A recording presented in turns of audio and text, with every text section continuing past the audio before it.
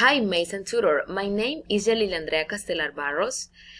I am 25 years old. In this moment, I am single and actually I work on the Colombian Navy as a Navy officer. In this opportunity, I want to tell you about my experience in Paris. Traveling to Paris, some tips to go, recommendations, and things that you should do and you shouldn't do. A couple of years ago, I went on a holiday to Paris with my parents.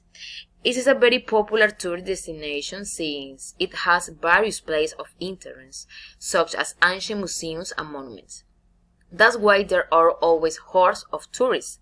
Fortunately, the weather was great, and we did not waste all our time watching TV and the hotel.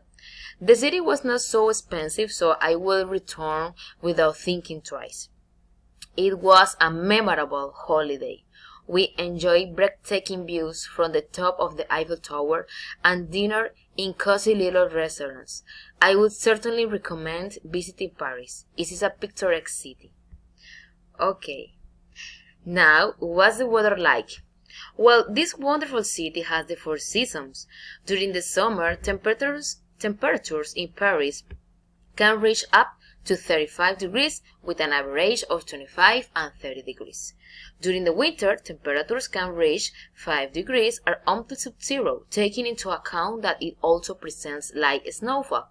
On the other hand, during the spring, the weather is usually quite warm, and finally, during the autumn, the temperatures are mild but with occasional rains, with warm afternoons and windy nights.